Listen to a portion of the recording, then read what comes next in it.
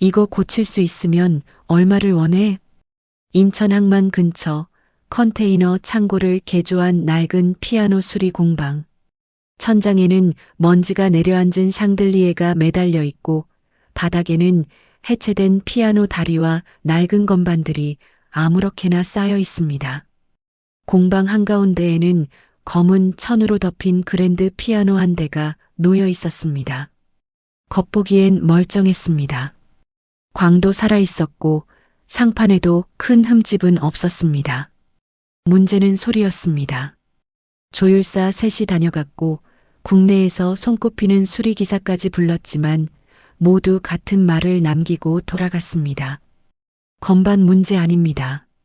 현도 멀쩡합니다. 이건 설명이 안 됩니다. 특정 하나, 아주 특정한 순간에만 탁 하고 숨막히는 소리가 났습니다. 피아노 주인은 초조했습니다. 이 피아노는 며칠 뒤 열릴 추모 연주회에 쓰일 예정이었거든요. 주인공은 2년 전 무대에서 사고로 사라진 천재 피아니스트의 이름이 걸린 연주회였습니다. 오늘 안에 안 되면 이 공방 책임질 수 있겠어요? 공방 주인 박준식은 깊은 한숨을 내쉬었습니다. 그때였습니다. 공방 문이 조심스럽게 열렸습니다. 너무 큰 점퍼를 입은 아이 하나가 안으로 고개를 내밀었습니다. 12살쯤 손에는 낡은 청가방 하나뿐이었습니다. 얘야, 여긴 애가 올 때 아니야. 아이의 시선은 말없이 검은 천이 덮인 피아노를 향해 있었습니다. 그리고 아이가 말했습니다. 이 피아노 고장 난 거 아니에요. 사람들 시선이 한꺼번에 아이에게 쏠렸습니다. 뭐? 조율사도 못 고친 걸 애가 안다고? 아이는 한 걸음 다가와 피아노 천을 살짝 걷었습니다. 그리고 아주 조용히 말했습니다. 숨긴 게 있어요. 그래서 소리가 막히는 거예요. 피아노 주인의 얼굴이 아주 잠깐 굳었습니다. 아이는 그걸 놓치지 않았습니다. 공방 안이 조용해졌습니다. 피아노를 맡긴 남자는 정장 차림의 고급스러운 시계를 차고 있었습니다. 얼핏 보면 문화재단이나 공연 기획사에서 온 사람처럼 보였습니다. 하지만 그의 눈빛은 불안했습니다. 마치 무언가를 잃어버린 사람처럼 말이죠. 아이는 천천히 피아노 주변을 걸었습니다. 손으로 상판을 쓰다듬고 귀를 가까이 대고 건반을 하나씩 눌러봤습니다. 그 모습은 마치 오래된 친구를 만난 것처럼 자연스러웠습니다. 조건이 있어요. 아이가 말했습니다. 피아노 안에 있는 검은 봉투, 그거만 저한테 주세요. 순간 공방 안 공기가 얼어붙었습니다. 피아노 주인의 얼굴에서 혈기가 빠져나갔습니다. 박준식은 두 사람을 번갈아 보며 무언가 심상치 않다는 걸 직감했습니다. 내가 정말 고치면? 박준식이 물었습니다. 아이는 고개를 끄덕였습니다. 못 고치면 그냥 나갈게요. 잠시 침묵이 흘렀습니다. 피아노 주인은 초조한 표정으로 시계를 봤습니다. 추모 연주회까지 이틀밖에 남지 않았습니다. 다른 선택지가 없었습니다. 좋아. 정말 고치면 그 봉투 내 거다. 그가 말했습니다. 웃고 있었지만 그 웃음 뒤에는 이상하게 조급한 기색이 섞여 있었습니다. 아이는 그걸 느꼈지만 아무 말도 하지 않았습니다. 아이 이름은 서도윤이었습니다. 도윤은 조율기를 찾지 않았습니다. 공구도 꺼내지 않았습니다. 그 대신 피아노 앞에 앉아 눈을 감았습니다. 그리고 단 하나의 건반만 천천히 눌렀습니다. 딩! 맑게 울려야 할 소리가 어딘가 막힌 듯 답답하게 흘러나왔습니다. 도윤은 고개를 갸웃했습니다. 다시 한번, 이번엔 아주 약하게 눌렀습니다. 그리고 또 한 번 강하게 눌렀습니다. 같은 건반인데 소리가 달랐습니다. 이건 음이 틀린 게 아니에요. 도윤이 말했습니다. 그럼 뭐가 문제야? 누군가 비웃듯 물었습니다. 울림판 뒤에서 진동이 갈라지고 있어요. 소리가 빠져나오지 못하고 안에서 부딪혀요. 박준식의 표정이 달라졌습니다. 이건 주워들은 말이 아니었습니다. 전문 조율사들도 정확히 짚어내지 못한 문제를 12살 아이가 단번에 알아챈 겁니다. 도윤은 피아노 합판을 열었습니다. 공명판 뒤쪽 보강목이 덧대진 부분을 손으로 톡톡 두드렸습니다. 여기요. 도윤이 말했습니다. 박준식이 공구를 건네주었고 도윤은 조심스럽게 보강목 한쪽을 분리했습니다. 그 순간 안쪽에서 검은 봉투 하나가 떨어졌습니다. 봉투는 방수 재질로 단단히 밀봉되어 있었고 무게감이 느껴졌습니다. 순간 피아노 주인이 앞으로 다가오며 말했습니다. 그건 내가. 약속은 약속입니다. 박준식이 단호하게 말했습니다. 도윤은 봉투를 품에 안았습니다.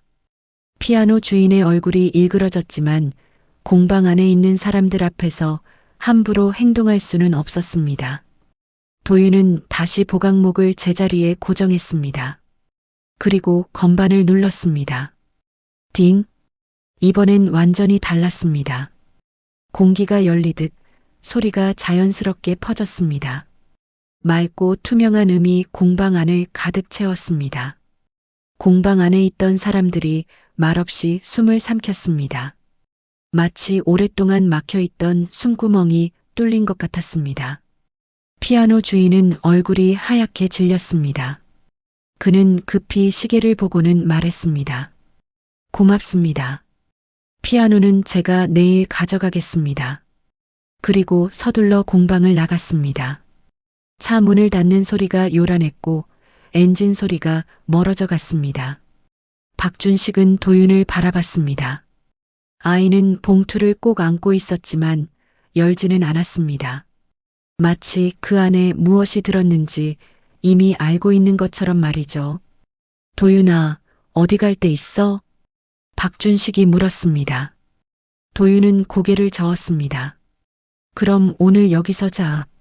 내일 아침에 밥 먹고 천천히 생각해보자.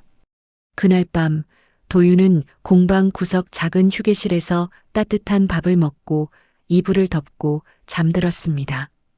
박준식은 잠들지 못하고 창밖을 바라봤습니다. 멀리서 검은 세단 한 대가 불을 끄고 서 있었습니다. 누군가 지켜보고 있었습니다. 그 사이 피아노 주인의 전화는 조용히 어딘가로 연결되고 있었습니다. 애가 찾아냈습니다. 네. 봉투도 가져갔어요. 새벽이었습니다. 공방은 고요했습니다. 도윤은 잠들지 못하고 침낭 위에 앉아 있었습니다. 손 안에는 검은 봉투가 들려 있었습니다. 한참을 망설이다가 도윤은 조심스럽게 봉투를 열었습니다. 안에는 마이크로 SD 카드 하나, 낡은 조율용 열쇠, 그리고 오래된 사진 한 장이 들어 있었습니다. 사진 속에는 무대 위에서 피아노 앞에 앉아 있는 남자가 찍혀 있었습니다.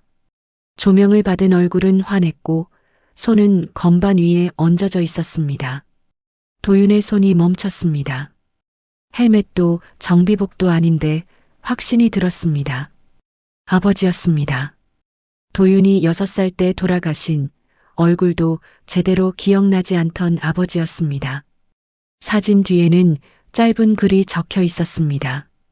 도윤아, 이 소리를 알아들을 수 있다면 넌 아직 혼자가 아니다. 도윤의 눈에서 눈물이 떨어졌습니다. 그 순간 공방 밖에서 차가 멈추는 소리가 들렸습니다. 도윤은 창문 너머를 봤습니다. 검은 세단 한 대가 불을 끄고 서 있었습니다. 어젯밤과 같은 차였습니다. 도윤은 조용히 봉투를 다시 가방 깊숙이 넣었습니다. 그제야 깨달았습니다. 자신이 고친 건 피아노가 아니라 숨겨져 있던 진실의 문이었다는 걸, 그리고 누군가는 그 문이 열리는 걸 원하지 않는다는 걸. 아침이 밝자 공방 앞이 소란스러워졌습니다. 검은 세단이 여전히 같은 자리에 서 있었고 어제 피아노를 맡겼던 그 남자가 아무 일 없다는 듯 다시 공방 안으로 들어왔습니다. 어제는 감사했습니다. 말투는 공손했지만 눈은 계속 도윤의 가방 쪽을 훑고 있었습니다. 박준식은 그 시선을 놓치지 않았습니다. 피아노는 완벽히 고쳤습니다. 추모 연주회 준비엔 문제 없을 겁니다. 박준식이 말했습니다. 그 남자는 고개를 끄덕이더니 뜬금없이 이런 말을 했습니다. 그 봉투, 애가 열어보진 않았죠? 순간 공방 공기가 싸늘해졌습니다. 왜요? 박준식이 물었습니다. 별건 아닙니다. 개인적인 물건이 좀 있어서요. 남자는 웃고 있었지만 눈은 웃지 않았습니다. 박준식은 직감적으로 알았습니다. 이 사람은 그냥 피아노 주인이 아니라는 걸, 뭔가 더 큰 일에 연루되어 있다는 걸. 봉투는 약속대로 아이 거니까 그건 신경 안 쓰셔도 됩니다. 박준식이 단호하게 말했습니다. 남자의 표정이 일그러졌습니다. 하지만 더 이상 말하지 않고 공방을 나갔습니다. 차가 떠난 후에도 박준식은 불안했습니다. 그날 오후 도윤은 공방 뒤편에서 박준식과 단둘이 마주 앉았습니다. 도윤아, 솔직히 말해봐. 왜 그 봉투를 원한 거야? 박준식이 물었습니다. 도윤은 잠시 침묵하다가 사진을 꺼내 보였습니다. 이 사람, 제 아버지예요. 박준식의 숨이 멎는 듯 했습니다. 아버지가 피아니스트였어? 도윤은 고개를 끄덕였습니다. 근데 사고로 돌아가셨다고 들었어요. 무대에서요. 도윤의 목소리가 떨렸습니다. 박준식은 사진을 들여다봤습니다. 분명히 본 적 있는 얼굴이었습니다. 2년 전 뉴스에서 봤던 그 사고. 국립극장에서 열린 독주회 중 무대 장치 고장으로 피아니스트가 사망한 사건이었습니다. 그때 그 사고, 박준식이 중얼거렸습니다. 도윤은 고개를 끄덕였습니다. 엄마는 그 후로 많이 아프셨어요. 작년에 돌아가셨고요. 저는 시설에 있다가 나왔어요.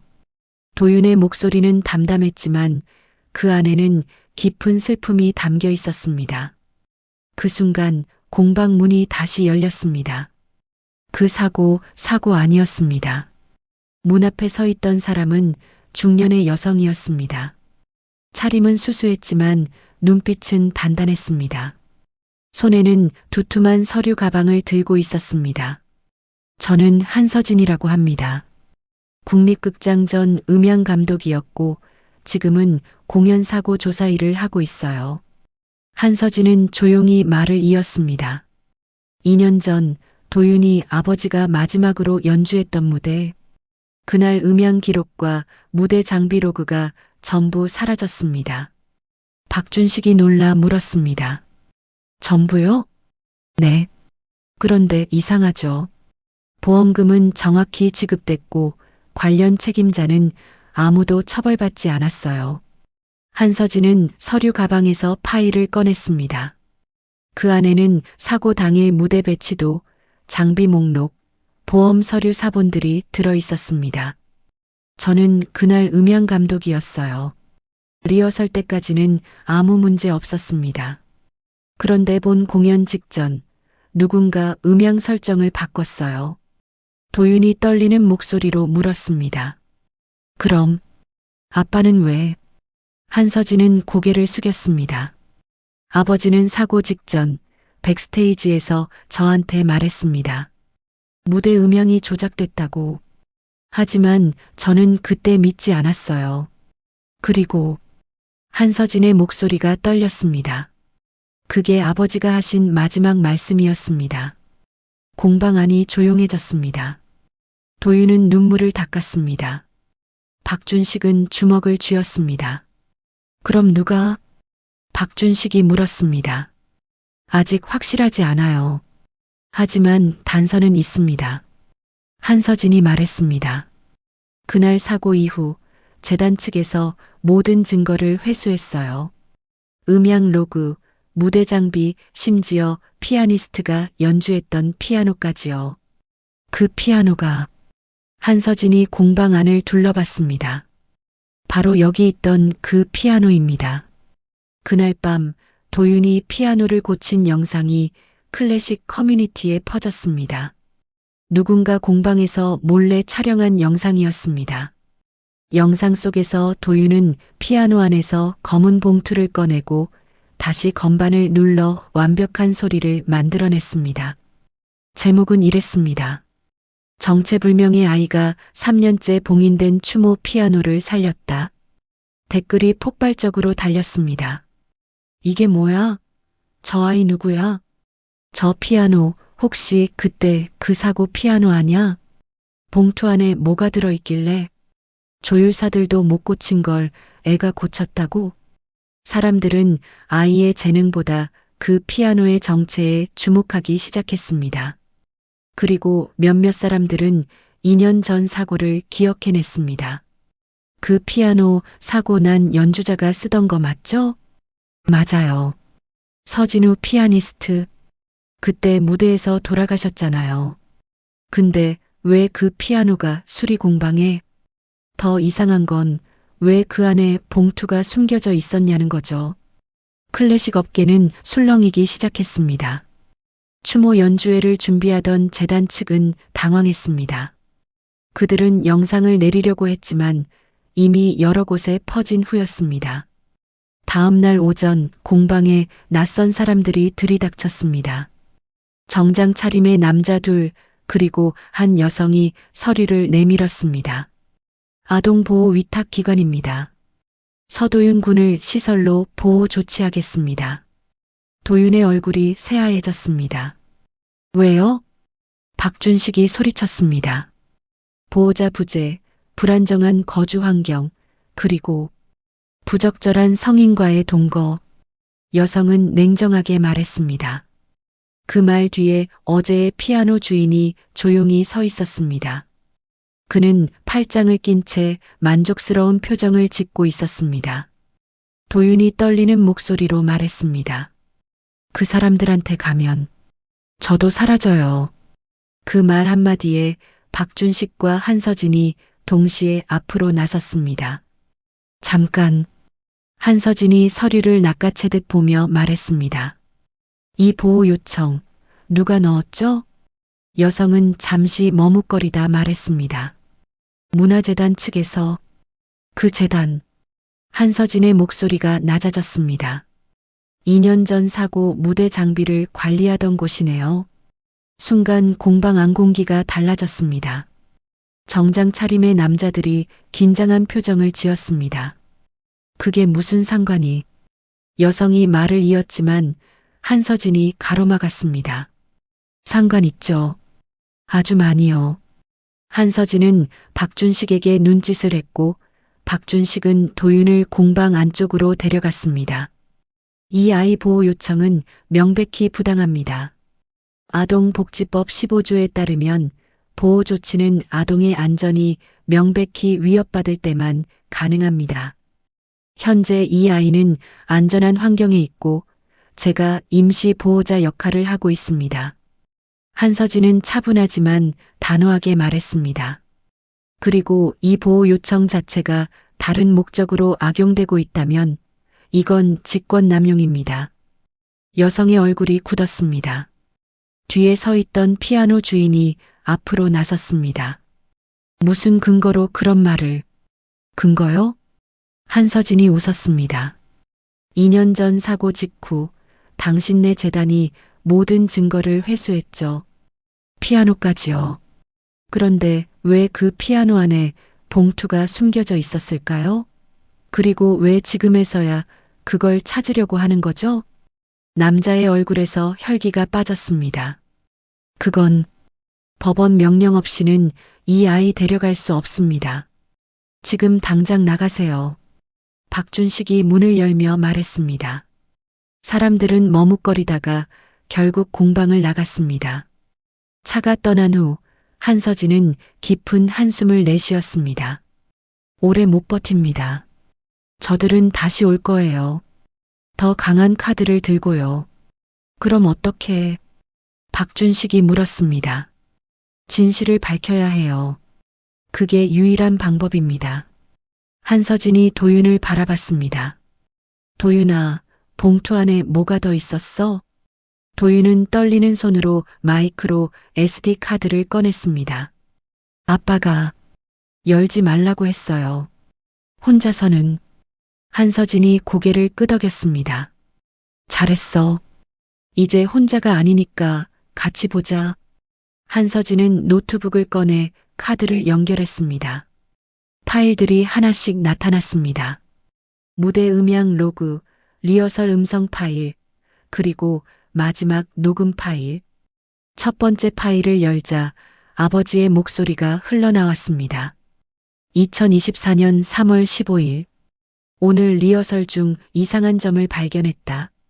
피아노 소리가 자연스럽지 않다.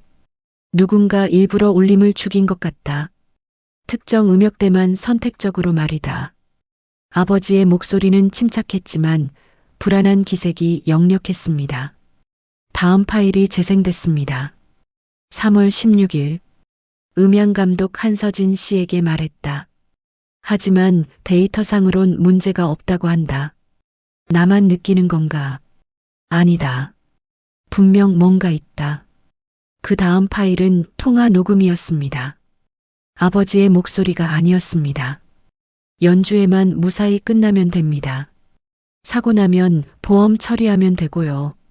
피아니스트가 문제 제기하면 그때 가서 생각하죠. 어차피 증거는 남지 않습니다. 공방 안이 얼어붙었습니다. 한서진의 손이 떨렸습니다. 박준식은 주먹을 쥐었습니다. 도윤은 눈물을 흘렸습니다. 마지막 파일이 남아 있었습니다. 파일명은 도윤에게였습니다.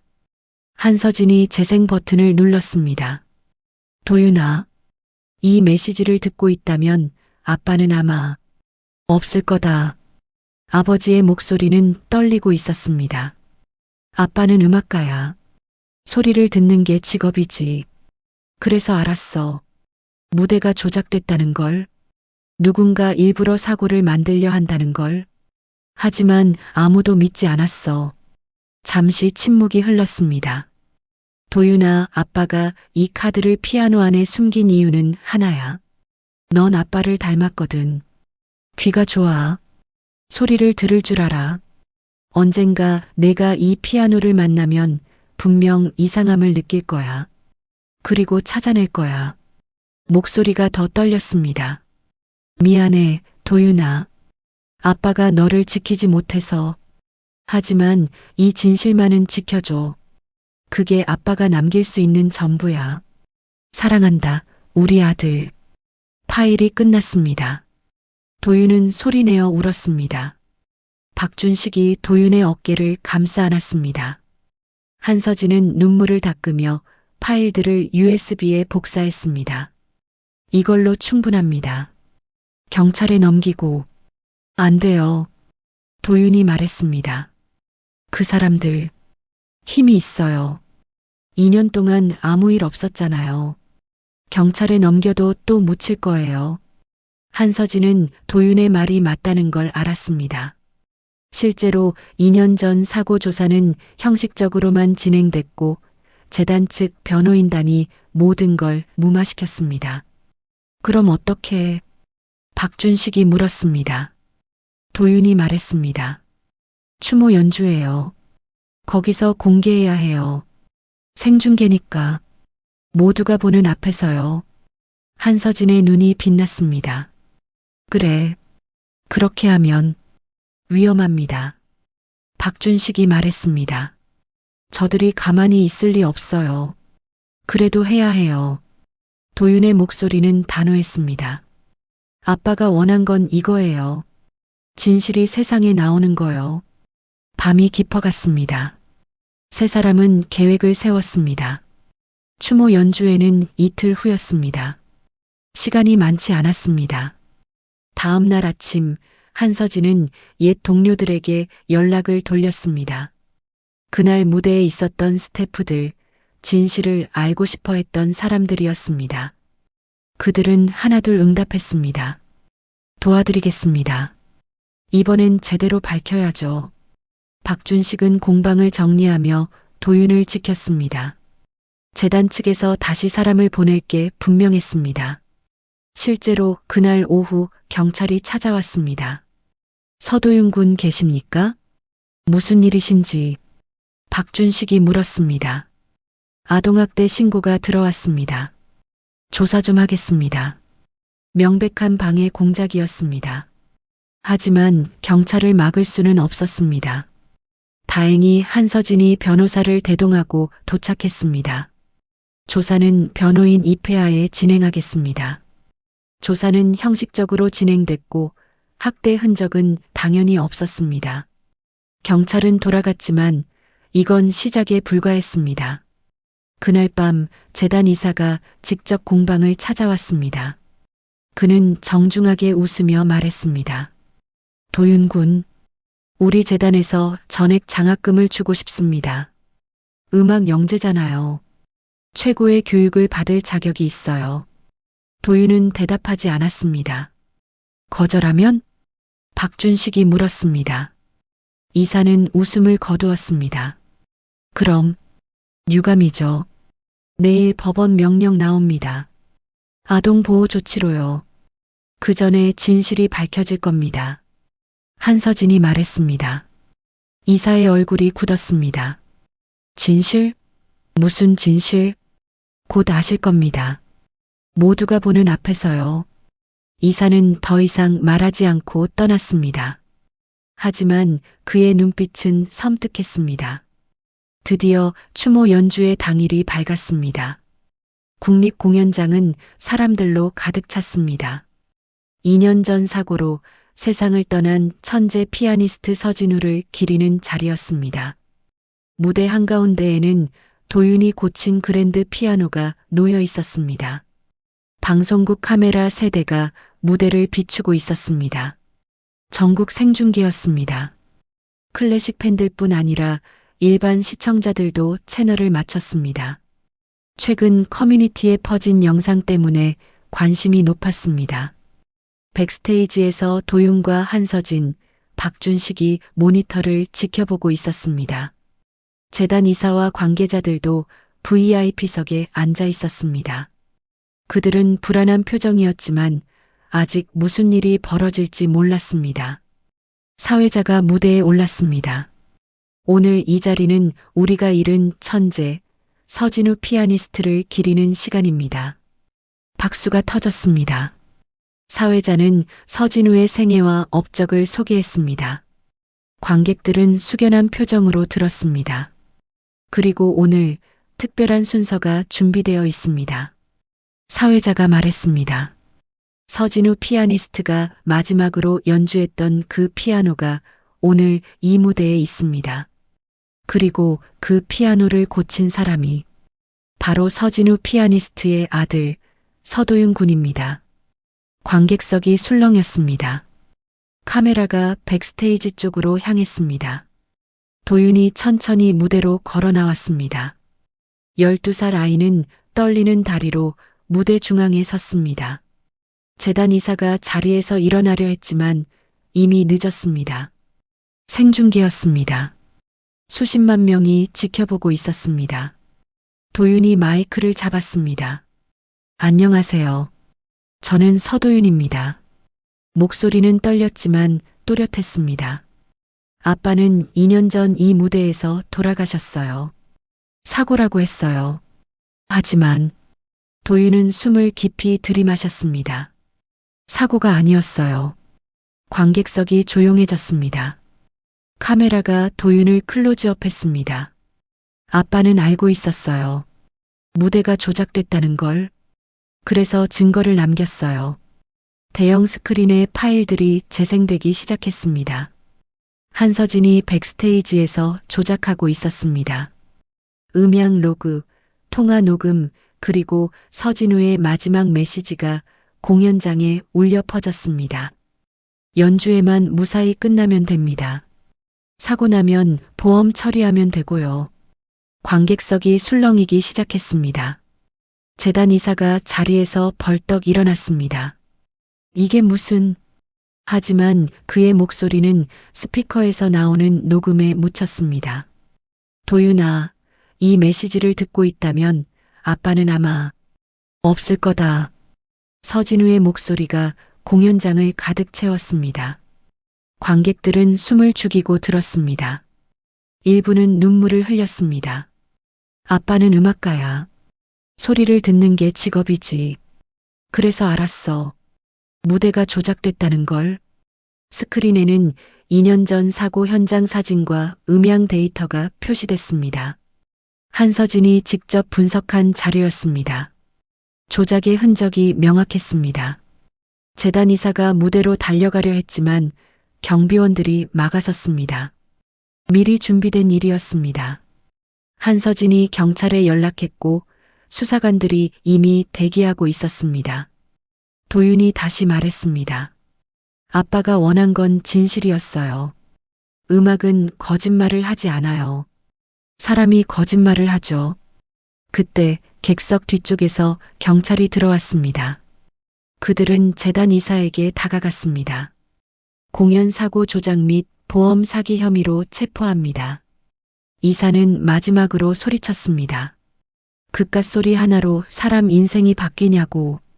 도윤이 조용히 대답했습니다. 아빠는 음을 틀리지 않았어요. 틀린 건 사람이었어요. 공연장은 박수로 가득 찼습니다. 기립박수였습니다. 카메라는 울고 있는 도윤을, 체포되는 이사를, 그리고 무대 위의 피아노를 번갈아 비췄습니다. 생중계를 보던 수십만 명이 댓글을 달았습니다. 진실이 밝혀졌다. 저 아이가 아버지의 복수를 해냈어. 음악은 거짓말 못한다는 말. 소름 돋네. 뉴스는 그날 밤 톱으로 이 사건을 다뤘습니다. 2년 전 사고에 대한 재조사가 시작됐습니다. 관련자들이 줄줄이 소환됐습니다. 재단은 해체 수순을 밟았습니다. 몇 달이 흘렀습니다.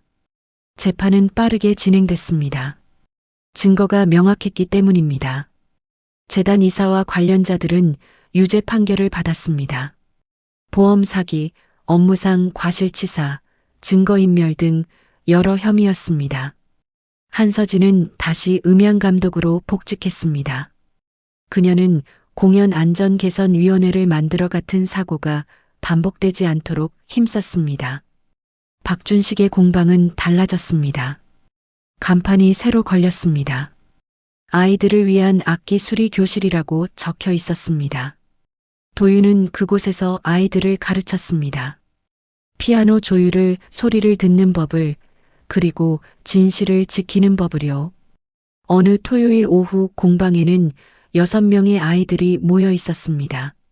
도윤은 낡은 바이올린 하나를 들고 말했습니다. 이 악기 뭐가 문제일까요? 한 아이가 손을 들었습니다. 현이 끊어졌어요. 맞아요. 그런데 그게 다일까요? 도윤은 바이올린을 귀에 가까이 대고 톡톡 두드렸습니다. 소리를 들어보세요. 여기 울림통 안쪽에 금이 갔어요. 눈으로는 안 보이지만 소리는 알려줘요. 아이들이 신기한 표정으로 다가왔습니다. 도윤은 하나씩 바이올린을 건네주며 말했습니다. 무서우면 눈 감고 들어봐요. 소리는 거짓말 못해요. 아이들은 조심스럽게 바이올린을 두드렸습니다. 처음엔 아무것도 못 느꼈습니다. 하지만 도윤이 옆에서 조금씩 알려주자 하나둘 차이를 느끼기 시작했습니다. 선생님, 정말 다르게 들려요. 여기랑 소리가 달라요. 도윤은 웃으며 고개를 끄덕였습니다. 박준식이 문 앞에서 그 모습을 지켜보고 있었습니다. 2년 전 공방 문을 열고 들어온 그 작은 아이는 이제 다른 아이들에게 희망을 주고 있었습니다. 수업이 끝나고 도윤은 혼자 무대 중앙의 피아노 앞에 앉았습니다. 그 피아노는 이제 공방에 영구 보관되고 있었습니다. 아버지의 마지막 연주가 담긴 피아노였습니다. 도윤은 건반을 천천히 눌렀습니다. 맑은 소리가 울려 퍼졌습니다. 더 이상 막힌 소리가 아니었습니다. 진실이 밝혀지자 피아노도 자유로워진 것 같았습니다. 아빠, 도윤이 중얼거렸습니다. 저 잘하고 있죠? 바람이 창문을 스쳤습니다. 마치 대답하는 것처럼 부드러운 바람이었습니다. 도윤은 연주자가 되지 않았습니다. 무대에 서지도 않았습니다. 대신 다른 길을 선택했습니다. 부서진 악기를 고치고 막힌 소리를 풀어주고 아이들에게 진실을 가르치는 길이었습니다. 그날도 공방에는 새로운 소리가 깨어나고 있었습니다. 낡은 첼로의 울림, 오래된 플루트의 숨소리, 그리고 아이들의 웃음소리. 그 모든 소리가 하나로 어우러져 공방을 채웠습니다. 도윤은 창밖을 바라봤습니다. 하늘이 맑았습니다. 아버지가 돌아가신 그날도 이렇게 맑았습니다. 하지만 이제는 슬프지 않았습니다. 아버지는 떠났지만 남긴 것이 있었습니다. 진실과 용기, 그리고 소리를 듣는 능력이었습니다. 박준식이 따뜻한 차를 건네며 물었습니다. 도윤아, 후회 안 해? 피아니스트 될 수도 있었잖아. 도윤은 고개를 저었습니다. 아니요. 저는 이게 좋아요. 소리를 만드는 것보다 소리를 살리는 게 더 좋아요.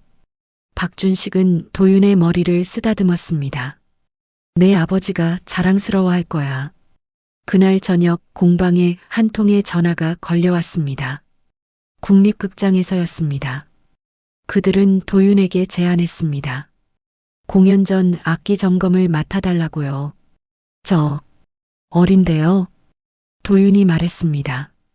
나이는 중요하지 않습니다. 실력이 중요하죠. 도윤 군이 그날 피아노를 고친 영상 봤습니다. 그리고 아버지의 진실을 밝혀낸 용기도 봤습니다. 우리 극장에 꼭 필요한 사람입니다.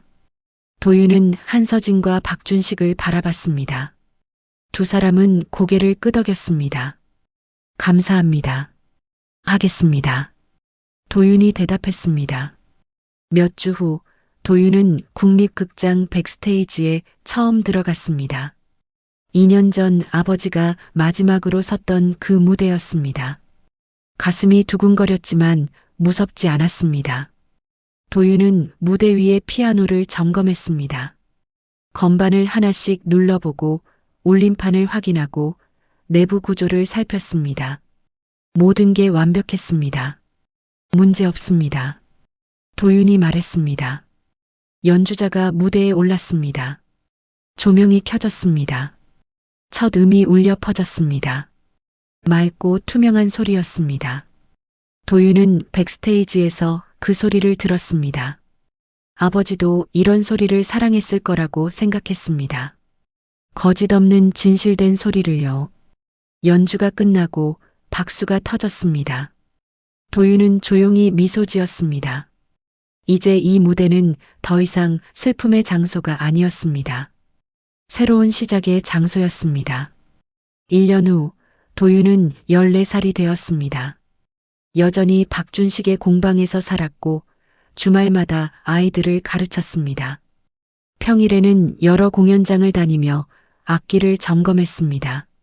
어느 날 공방에 낯선 여성이 찾아왔습니다. 그녀는 바이올린 케이스를 들고 있었습니다. 여기가 서도윤 군이 일하는 곳인가요? 네, 맞는데요. 도윤이 대답했습니다. 여성은 조심스럽게 바이올린을 꺼냈습니다. 이 바이올린, 제 할아버지가 쓰시던 건데요. 오래돼서 소리가 안 나요. 고칠 수 있을까요? 도윤은 바이올린을 받아들었습니다. 오래된 나무 냄새가 났습니다. 세월의 흔적이 가득했지만 여전히 아름다웠습니다. 들어볼게요. 도윤은 바이올린을 귀에 가까이 대고 톡톡 두드렸습니다. 그리고 눈을 감았습니다. 소리가 들렸습니다. 막힌 소리, 갈라진 소리, 그리고 숨어있는 아름다운 소리. 고칠 수 있어요. 도윤이 말했습니다. 정말요? 여성의 눈이 빛났습니다. 네. 시간은 좀 걸릴 거예요. 하지만 분명 다시 노래할 수 있어요. 도윤은 작업대에 바이올린을 올려놓았습니다. 그리고 도구를 꺼냈습니다. 2년 전 처음 이 공방에 왔을 때 도윤은 아무것도 없었습니다. 집도 가족도 미래도 없었습니다. 하지만 지금은 달랐습니다. 할 일이 있었고 지켜야 할 사람들이 있었고 이어가야 할 아버지의 뜻이 있었습니다. 도윤은 바이올린을 조심스럽게 분해하기 시작했습니다. 그 작은 손이 움직일 때마다 희망이 만들어졌습니다. 부서진 것을 고치는 희망, 막힌 것을 여는 희망, 그리고 진실을 지키는 희망이었습니다. 공방 창밖으로 햇살이 들어왔습니다. 먼지가 햇살 속에서 춤을 췄습니다. 어디선가 피아노 소리가 들렸습니다. 아이들이 연습하는 소리였습니다. 서툴렀지만 진심이 담긴 소리였습니다. 도윤은 고개를 들어 창밖을 바라봤습니다. 하늘이 맑았습니다. 구름 한 점 없이 맑았습니다. 아빠, 저 잘하고 있죠? 도윤이 중얼거렸습니다. 바람이 대답했습니다. 부드럽고 따뜻한 바람이었습니다. 마치 아버지가 머리를 쓰다듬어 주는 것 같았습니다. 도윤은 다시 바이올린에 집중했습니다. 아직 고쳐야 할 것이 많았습니다. 세상에는 여전히 막힌 소리들이 많았고 감춰진 진실들이 많았습니다. 하지만 괜찮았습니다. 도윤에게는 시간이 있었고 용기가 있었고 무엇보다 소리를 듣는 능력이 있었습니다. 그리고 그날도 공방 안에서는 새로운 소리가 깨어나고 있었습니다. 소리는 거짓말 못해요. 거짓말하는 건 사람이에요. 여러분, 오늘 이야기는 여기까지입니다. 12살 도윤이가 아버지의 진실을 밝혀낸 이야기 어떠셨나요?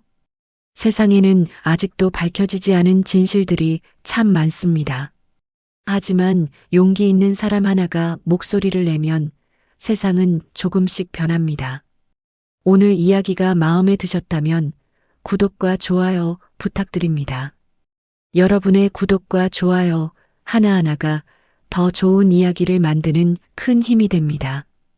그리고 알림 설정까지 해두시면 다음 이야기도 놓치지 않고 함께 하실 수 있습니다. 댓글로 오늘 이야기 중 가장 기억에 남는 장면을 알려주세요. 여러분의 댓글 하나하나 정성껏 읽고 있습니다. 다음에는 더 감동적이고 더 사이다 넘치는 이야기로 찾아뵙겠습니다. 구독, 좋아요, 알림 설정 잊지 마세요. 오늘도 시청해 주셔서 감사합니다. 행복한 하루 보내세요.